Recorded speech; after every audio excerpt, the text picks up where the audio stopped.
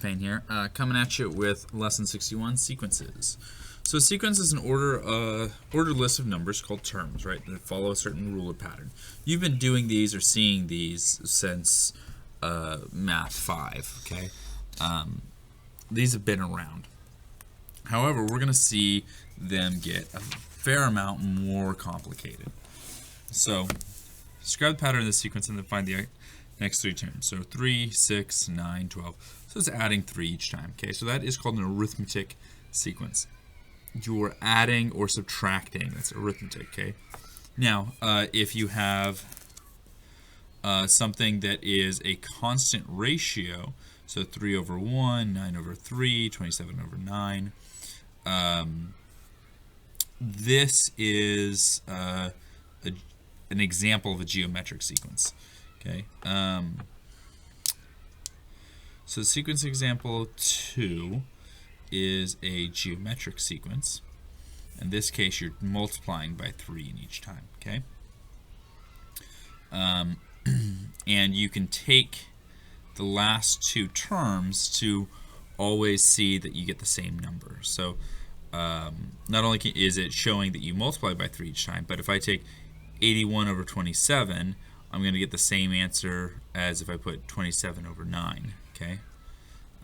Or 9 over 3, or 3 over 1. So the number on top of the last number there will always get you 3, right? So these are examples of geometric sequences. The terms of a numerical sequence have a position and a value. So the number, what that means is a position in the order, right? So first, second, third, fourth, fifth term, so on and so forth. So the fifth term and the value. So the fifth term is 81 and the value is 81, right? Okay. Over here we see it is increasing in a very steady pattern. It just goes up by 3 each and every single time. Over here, we see that it is growing, what we're going to call exponentially. It's going to grow much, much faster, right? Every number is going to grow more than what last one is, right? This over here, okay, grows by 2. Over here grows by, 6? Over here grows by 18. Over here grows by even more, and then over here is hundreds. It's growing by hundreds and hundreds, okay? So each position on each number of term, the further up you have the terms you are, the faster it's growing, okay? Like this here is growing further than all of these numbers combined, okay? So notice the graph points are aligned for the arithmetic sequence. Visually, we could easily predict the value of the next terms. The graph points are not aligned for the geometric sequence, though. Those you'd have to actually either, you'd have to do some math in order to figure out the next one. Okay, you can't just look and see a straight line, because it won't be a straight line. Straight line for arithmetic, geometric is not a straight line. Okay, that's important to know. Write a formula that describes the sequence. Okay, 3, 6, 9, 12. So it would just be here, and we'd have the number, the value of the term. So it's a small one. It's not a power here. So the value of the term, okay, of whatever term it is, it would be 3 times that number. So if here 9, okay. It's the third term, so we'd put just a 9 here. You don't need anything else, just a 9 equals 3 times 3 because it's the third term, and we know that it already has that 3 there. Okay, so they call it subscript, the value of the nth term. It does not mean there's any math happening here. It's just to let you know. Okay. This stuff's a little confusing. I will be doing the practice set for you, so you can watch me do that. For the written practice, I want you to do just 1 through 15 all. Or, sorry, actually, no, I want you to do, what is it? I already have this written down somewhere. 1 through 29, odd. Sorry, my dudes.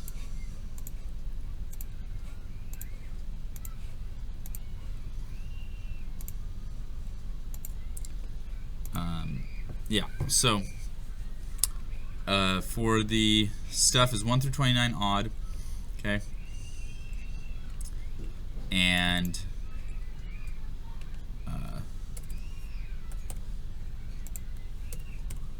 there you go. So yeah, go ahead and get that working. Just try the practice set first. I will jump in and I will work on that practice set for you. So if you get stuck, just go ahead and unpause the video and you can watch me working through it. Okay. Alright, so assuming you get stuck, the first thing we do is to see if it's increasing by the same amount each time. So 1 to 2 is an increase of 1, 2 to 4 is an increase of 2, 4 to 8 is an increase of 8, or 4. So obviously this one is not being added. It's not an arithmetic sequence. So it must be geometric. Okay, and it is increasing by a steady amount. I can say 4 divided by 2 is 2, 8 divided by 4 is 2, 16 divided by 8 is 2.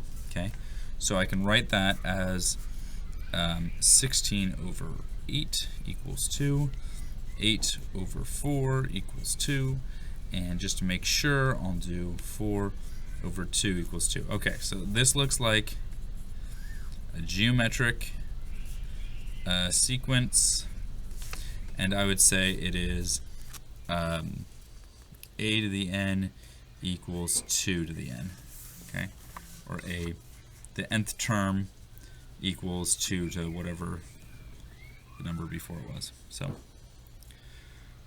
all right.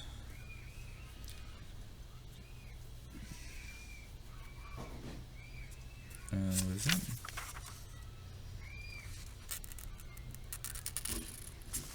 Actually, wait, is that right? No, we have...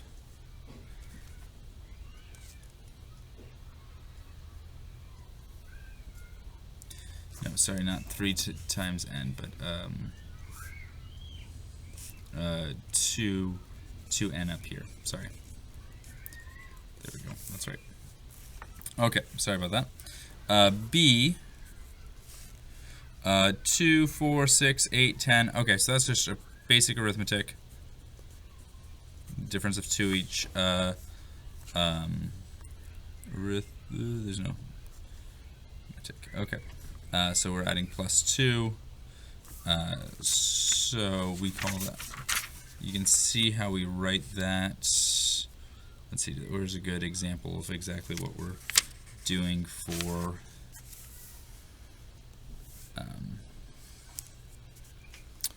Here, yeah, we can just do 2 times, so 3, 6, 9, yeah, right here. So this would be an arithmetic sequence, okay? So here would just be an equals 2n, okay? So that's why we call it an exponential growth, and this is just arithmetic growth, because multiplication is just arithmetic faster. C, 1, 4, 9, 16, 25. Okay, so great. These are all perfect squares. So this number is n squared equals an. So 1 squared is 1, 2 squared is 4, 3 squared is here. Okay, so this one's a little trickier, but this is a geometric sequence.